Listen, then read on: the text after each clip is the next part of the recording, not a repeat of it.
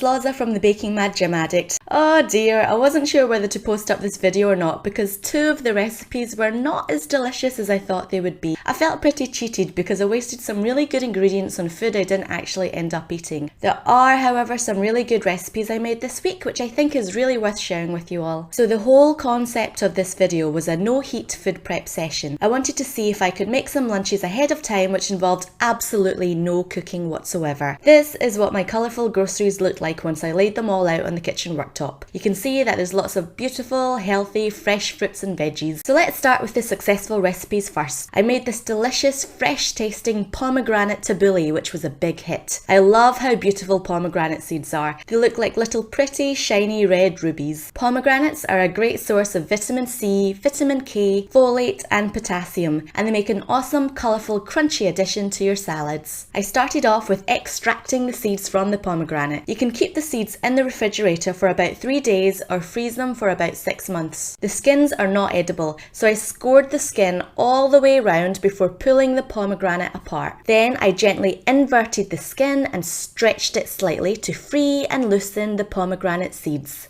After gently rubbing and separating the seeds on a separate plate, I grab my hemp seeds. Usually tabbouleh would call for burgle or couscous or even fraiche, but because I was determined not to do any form of cooking, I used hemp seeds instead. Next, I chopped up some parsley leaves and some fresh mint leaves before mixing them together in a bowl. After that, I chopped up a small handful of spring onions. Then it's just a matter of combining the fresh herbs, pomegranate seeds, hemp seeds, green onion, spring onion, a squeeze of lemon juice and 2 tablespoons of olive oil into a bowl. Mix everything well and add some salt and pepper, and there you go, you have one fresh pomegranate tabbouleh salad ready to eat. This was a really crunchy and fresh tasting salad. Would totally recommend it. You could eat it as it is, or you could add it to your wraps or sandwiches along with some hummus. It's very versatile. The next yummy thing I made was an apple coleslaw. No coleslaw is complete without cabbage, and so I started off with taking a quarter of a beautiful cabbage. Check out this cabbage, isn't he beautiful? Look at his veins, he's all green and perfect looking. He's just a beautiful looking cabbage. I take that cabbage and shred it nice and thinly. Next I took 4 red apples and cut them into really thin slices. You could choose to grate the cabbage and apple if you like, so that you have something which resembles more of a coleslaw texture, but I was feeling a bit lazy and so I just sliced everything up.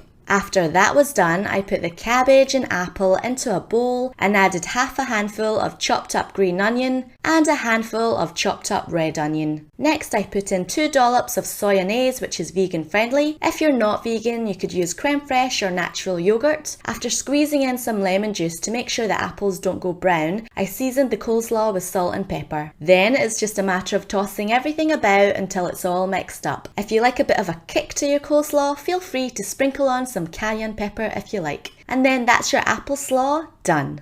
This was a really nice creamy tasting salad. Next, I made some crudites and some dip. Traditionally, crudites are French appetizers, and it's really just a posh word for raw veggies dipped in vinaigrette or some other dipping sauce. My crudites today consisted of raw asparagus spears, carrot sticks, red peppers, which are also known as capsicums here in Australia, some cherry tomatoes, some raw cauliflower florets, and a wee yellow squash. Look at this little guy, isn't he cute? So bright and colourful. I like to store some of the chopped up raw veggies in a mason jar and the rest in little lunch boxes. Crudites and dipping sauce are a really easy snack to prepare, and it means that you've always got something on hand whenever you get the munchies. The full recipes for the dip are in the description box. To make the hummus, it's just a matter of whizzing together the chickpeas, lemon juice, cumin powder and sesame seeds. I use sesame seeds because I didn't have tahini on hand. You'll also need some olive oil. I substituted some of the olive oil with some Greek yogurt to lighten up the calorie count. Once the hummus was made, I moved on to making a beetroot dip. This was made by whizzing together beetroot, some Greek style yogurt, which can be subbed with soyanaise if you like, some garlic, some cumin and some fresh orange rind. In hindsight, I probably added far too much rind to this recipe. You should only use, say, a tablespoon, just to give it a hint of orange taste. Don't add a handful like I did, unless you really like the taste of orange peel. In that case, go for your life. Once the dips are made, it's simply just a matter of assembling them next to your freshly cut crudites. Lastly, I also prepared 3 tubs of vegan granola. This brand is made by 80 Raw and 20 Paleo, and it was flipping amazing. I really can't wait to have a go at making my own homemade version because this tasted so good. To top off the granola, I washed and chopped up some strawberries and kiwi berries to add to the granola tubs. And by the way, how cute are these little tiny kiwi berries? Almost too good to eat. Prepping the granola tubs meant I could easily take these to work and just add some almond milk and eat them as snacks or breakfasts. I stored these granola tubs in the fridge. Okay, let's quickly touch on the recipes which were not a success in this week's food prep session. I tried to make a raw vegan tomato soup to be drunk chilled, kind of like a gazpacho soup, but it didn't taste great. I suspect I might have added far too much apple cider vinegar in it, and I wasn't keen on the texture because it was a bit lumpy, and lumpy cold soup is not the way forward, and so I won't bother wasting your time and sharing this recipe with you. If I perfect it, I'll let you know. The second thing I made, which I didn't really love, was the alfalfa, pecan, sunflower seed combination. To be honest, it tasted a bit like bland rabbit food, and so again, I won't bother wasting your time with this recipe either. But I can't leave you on a down note, so let me share my chocolate fudge recipe, which I made over the Easter holiday. These little bite-sized treats are super yummy and just more than a little bit addictive. I generally tend not to buy chocolate or bring tempting snack foods into the house. I have a rule that if I want to eat junk food in the house, I need to make it myself. These chocolate fudge bites are kept in the freezer until you're ready to eat. I just kept them in a little sandwich bag, and whenever I had a sweet tooth chocolate craving, I just took 1 or 2 of these little chocolate fudgies from the freezer and let it thaw for about 10 minutes before sinking my teeth into it.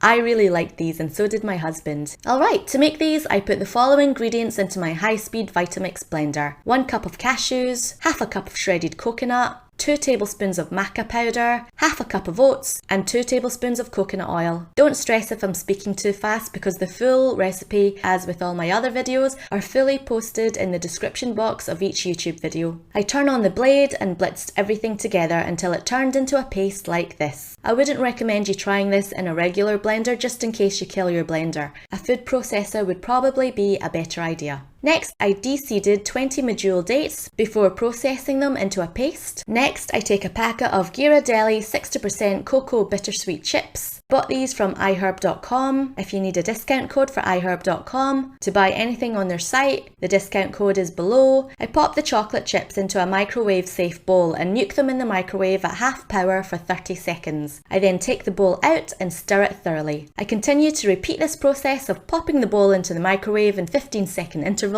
and stir until the chocolate is nice and smooth. You have to be careful not to overheat the chocolate or else it might burn. And burnt chocolate would absolutely ruin everything, so you really don't want to do that. Once your chocolate is all smooth and melty, go on and mix all the ingredients together. You can use your hands to roll them into ball shapes, or you can use a chocolate mold so that you can get some really nice looking heart and flower shaped chocolates. If your chocolate balls are starting to look a bit lumpy and suboptimal, my advice is to sprinkle some coconut shreds on top. That will hide a multitude of sins. You could even try sticking lollipop sticks into the balls at this point. I kind of imagined like a chocolate cake pop kind of idea, but it didn't really go down that way because obviously the bottom of the ball was all flat. Once your chocolates are shaped, you need to freeze them until they are hard. I just left them overnight in the freezer. The recipe makes about 30 to 35 pieces. Once they've frozen, you can take them off the tray and store them in little bags in the freezer for up to a month or so. Check out what the finished product looks like. Absolutely beautiful. If you want to eat 1 or 2, just take them out the freezer and all you have to do is thaw them at room temperature for about 10 minutes before eating them. They are really nice to sink your teeth into and have a really intense, rich and fudgy taste. It's handy to have these in the freezer,